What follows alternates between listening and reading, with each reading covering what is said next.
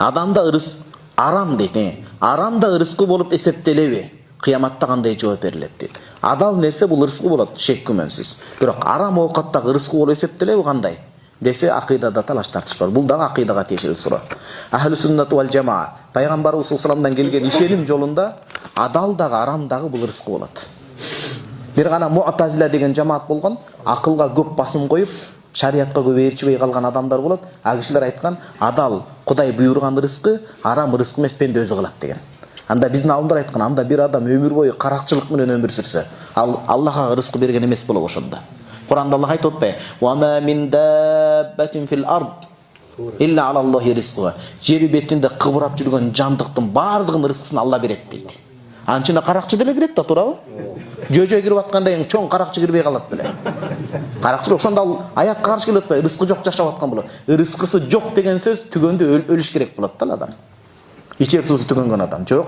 Арам дагы ырызкы болуп эсептелет. Мунун далили Оштон чыккан, күнөстүү Ош кааласынан чыккан. Сыражитын Оши деген атабыз хижраттын 575-6-жылында кайтыш болгон алым айтат. Ва инна сухта ризқун мислу хиллин ва якрах мақали кулли қали. Арам дагы адал сыяктуу эле ырызкы болот. Менин сөзүмдү көпчүлүгү сиңире албай жактырбаса дагы дейт. Стамбулда эң биринчи исламда фатих кылып ачкан ким болот туугандар? Мухаммадунул Фатих болот. Ошонун устазы Ибрахим Хадырбек деген адам болгон. Хижраттын 863-жылы кайтыш болгон, 9-жыл маалымы. Ошо киши ыр саптарында ушул сөздү айткан сиздин сурооңузга. Не деп айткан? Ва ризқу ма сиқа лил хайвани я'кулуху мухарраман кана ва мубахан фахуа қисмани дейт. Ырызкынын анықтамасы эмне? Тирүү жанга Аллах жөнөткөн нерсенин бардык ырызкы болот дейт. Ал арам болуп, адал болуп, ырызкынын ичине кире берет. Бирок туугандар, ырызкы арам да ырызкы болот деген сөз кыяматта эмне үчүн жооп берет деп суроо берип атасыз. Пенде туура эмес жол менен шашылып, шайтанга кулак салып ошону кылгандыгы үчүн ошо тандоосуна жооп берет.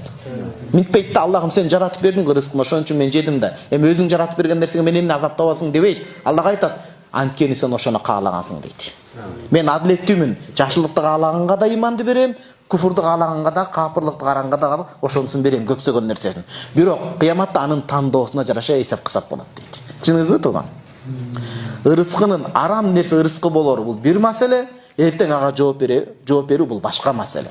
Бири экинчисине каршы келбейт тууган. Чубак сөз айткандай да.